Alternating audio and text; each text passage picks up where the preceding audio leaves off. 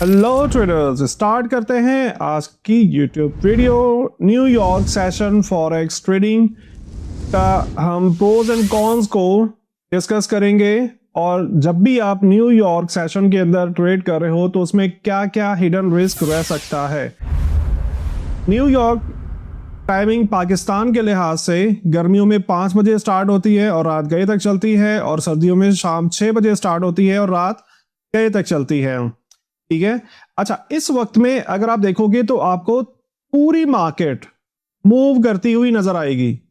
Euro USD, pound USD, यूएसडीजेपीवाई, यूएसडीसीएचएफ, ये तमाम pair जो लिखे हुए हैं यहाँ पे आप देख सकते हो स्क्रीन के ऊपर, ये तमाम पेयर आपको ट्रेंडिंग करते हुए दिखाई देंगे। दैट मीन्स के अगर आप एक ही ट्रेड करना चाहते हो और एक ही ट्रेड के अंदर अपना डेली टारगेट पूरा करना चाहते हो तो आप न्यूयॉर्क सेशन के अंदर मार्केट में जंप इन कर सकते हो।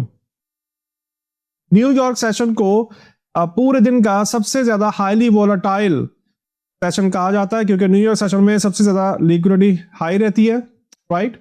एंड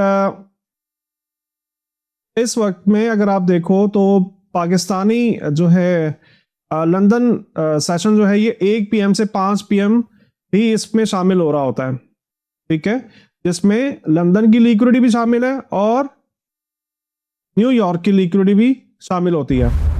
अच्छा, अब बात करते हैं कि हमें न्यूयॉर्क सेशन में ट्रेड करने से क्या क्या एडवांटेजेस होंगे और क्या क्या डिसएडवांटेजेस होंगे। सबसे पहले, मार्केट हाईली वोलेटाइल होती है, यानी कि आप एक ही अपॉर्चुनिटी से बहुत बड़े गेन्स कर सकते हो। 200 पिप, 400 पिप, 500 पिप तक का भी गेन कर सकते हो अगर आप गोल्ड में ट्रेड कर रहे हो। अगर आप पाउंड यूएसडी में ट्रेड कर रहे हो तो 50 पिप, 60 पिप, 70 पिप तक भी मार्केट मूवमेंट दे सकती है, सिर्फ उस एक स्पेसिफिक टाइम फ्रेम के अंदर।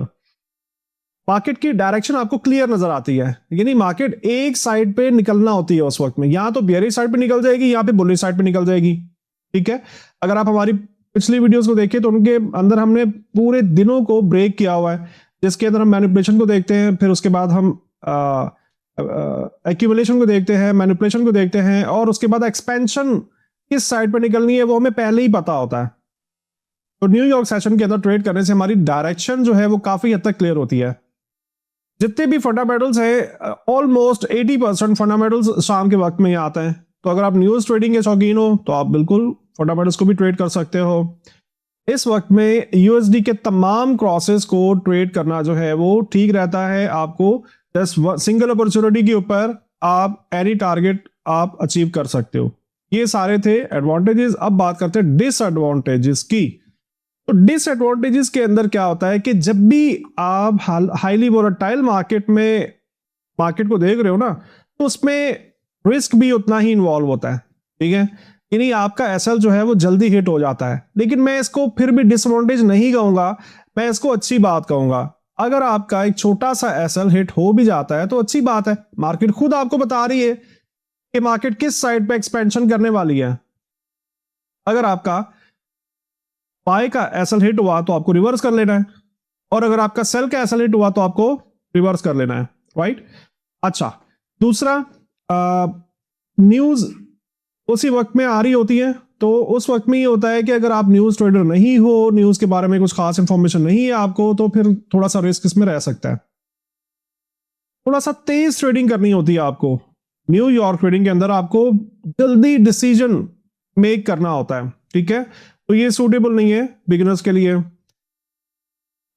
जब भी न्यूज आने वाली होती है तो स्प्रेड आपको वाइड नजर आएगा। ये बहुत थोड़े से टाइम के लिए होता है, तो उसका बेहतरीन सोल्यूशन ये होता है कि आपने न्यूज आने से 2-4 मिनट पहले, 5 मिनट पहले अपनी तमाम ट्रेड्स बंद कर लेनी है। तो फिर आप उस ट्रैप के अंदर नहीं आओगे जब स्प्रेड बहुत ज्यादा वाइड हो जाएगा।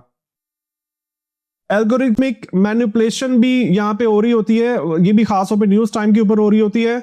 तो इसका बेहतरीन सोल्यूशन, जैसे मैंने आपको बताया, कि अब न्यूज आने से 5 मिनट पहले तमाम ट्रेड्स बंद कर दो, और न्यूज जब गुजर जाएगी तो उसके 10 मिनट 15 मिनट के बाद आप अपॉर्चुनिटीज ले सकते हो।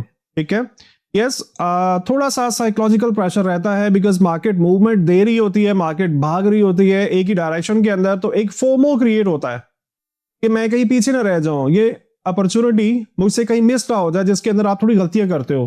तो न्यूयॉर्क सेशन में काम करने का ये भी डिसएडवांटेज है, लेकिन जब आप किसी भी चीज को बार बार प्रैक्टिस करते हो, किसी भी चीज को बार बार रिपीट करते हो, तो ये तमाम डिसएडवांटेजेस एक्चुअली आपके लिए एडवांटेज में चेंज हो जाएंगे।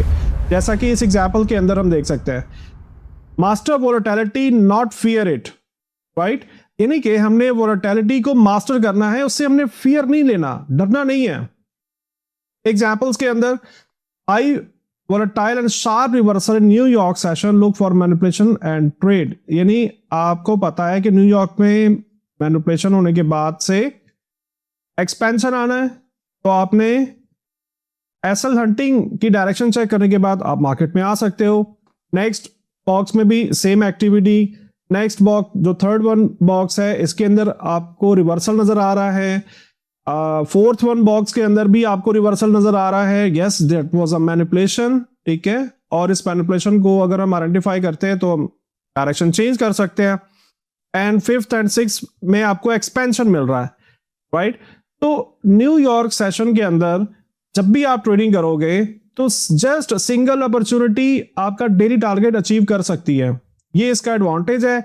और थोड़े से डिसएडवांटेजेस जो हमने पिछली स्लाइड में डिस्कस किए, थोड़ा सा इन पे जब काम करेंगे, थोड़ा सा इनके ऊपर गो थ्रू करेंगे, प्रैक्टिस करेंगे, तो ये तमाम डिसएडवांटेजेस आपके लिए एक एडवांटेज में चेंज हो जाएंगे, तो नो प्रॉब्लम है। उम्मीद करता हूं कि आपने इस वीडियो में बहुत कुछ नया सीखा होगा। मिलते हैं नेक्स्ट वीडियो में। Thank you much, Allah Hafiz.